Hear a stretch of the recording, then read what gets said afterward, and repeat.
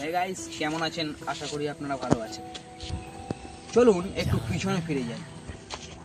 আজকে আমি একটা ছেলের এমন একটা পিছনের ইতিহাস নিয়ে বলবো যা শুনতে আশা করি আপনার খুব ভালো লাগবে। তো চলুন শুরু করা যাক। তো সালটা তখন 2006, ছেলেটির বয়স তখন 14 বছর। ছেলেটা খুব অতি মধ্যবিত্ত ঘরের একটি ছেলে। বাবা ও মা দুজন মিলেই কিন্তু জোগাড়ের কাজ করে এবং প্রতিদিন যা টাকা পেতেন সেই টাকা দিয়ে কিন্তু তাদের সংসার চলত। মানে খাঁটি বাংলা কথায় দিন আনা এবং দিন খাওয়া। তো ছেলেটি ছোটবেলা থেকেই ভেবেছিল যে সে একজন দক্ষ এবং ভালো নাম করা অভিনেতা হবে। কিন্তু দিন আনা এবং দিন খাওয়া ঘরে কি অভিনেতা হওয়া যায়? কিন্তু যখন একদিন তার মাকে সে এই কথাটি বলেছিল, তখন তার মা বলেছে, দিন আনা দিন খাওয়া কি ঘরে অভিনেতা হওয়া যায়?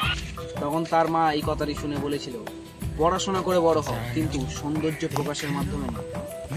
এই কথাটি শুনে ছেলেটা খুব মন খারাপ হলেও সে কিন্তু টানা 1 বছর ভালোভাবে পড়াশোনা করে এবং সে রীতিমতো পড়াশোনায় ভালো ফলাফল করে।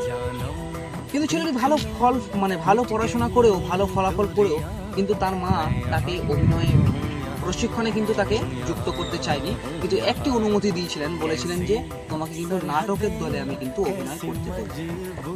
ছেলেটি তখন 2006 থেকে 2007 পর্যন্ত টানা কিন্তু অভিনয়ের দলে বা অভিনয় যে দল আছে স্টেজে কিন্তু সে নাটক করা শুরু করে। কিন্তু একটা অনুমতি তার বদলে দিল কিন্তু ভাগ্য। সে নাটকের দলে অভিনয় করার পর যখন আরেকটি নাটকের দলে যোগদান দিল, সালটা তখন ছিল 2007 সালের 7ই মার্চ। যখন ছেলেটি স্টেজে অভিনয় করছিল, তখন একজন বিখ্যাত নাম করা পরিচালক সে কিন্তু তার স্টেজে বা তার দলের অভিনয়টা কিন্তু সে দেখতে এসেছিল। পরিচালক নাটকটি দেখার পর সে কিন্তু ছেলেটিকে বলে যে তুমি আমার গেস্ট হাউসে দেখে পাঠান একজনকে দিয়ে, এবং সেই অনুমতি গ্রহণ করে পরিচালকের কাছে তিনি যান এবং ছেলেটি গিয়ে কিন্তু তার রীতিমতো কথা শুনতে থাকে। তখন পরিচালক তাকে জিজ্ঞেস করে যে তুমি কটা সিনেমা করেছো এবং কটা সিরিয়াল করেছো? ছেলেটি উত্তরে জবাব দেয় সে একটাও সিনেমা করেনি এবং একটাও সিরিয়াল করেনি। এবং ছেলেটি বলেছিল তার মা নাকি অনুমতি দিয়েছিলেন শুধু নাটক করার, কিন্তু এই সব কাজে যুক্ত হওয়ার কিন্তু কোনো অনুমতি দেয়। তখন পরিচালক বলে যে তুমি ঘরে যাও এবং তোমার ঘরে আমি এক্ষুনি যাচ্ছি। ব্যাস তাই হলো, পরিচালক কিন্তু ছেলেটির ঘরে গেল। এটি বলার পর পরিচালক তখন তার ঘরে গেলেন এবং ঘরে গিয়ে বললেন যে এই ছেলেটির মধ্যে একটা আকর্ষণীয় প্রতিভা আছে এবং তার মধ্যে কিন্তু একটা বড় চান্স আছে। তখন পরিচালক ছেলেটিকে নিয়ে কিন্তু চলে যান বোম্বে। পরিচালক যে তাকে বোম্বেতে নিয়ে চলে গেল, কিন্তু এই বোম্বেতে এসেই তার বদলে গেল জীবন। পরিচালক যখন তাকে বোম্বেতে নিয়ে গিয়ে তখন বোম্বের নাম করা একটা ফিল্ম ইন্ডাস্ট্রি, পুনা ফিল্ম ইন্ডাস্ট্রিতে কিন্তু তাকে 6 মাসে একটা কোর্স করালেন অভিনয় প্রশিক্ষণের জন্য।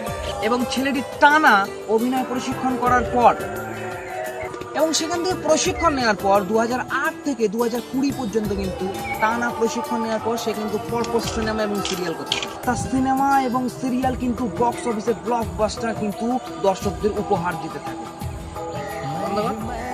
এবং বোম্বেতে এসেই কিন্তু তার বদলে গেল জীবন, আর একটা অনুমতি তার বদলে দিল সারা জীবন।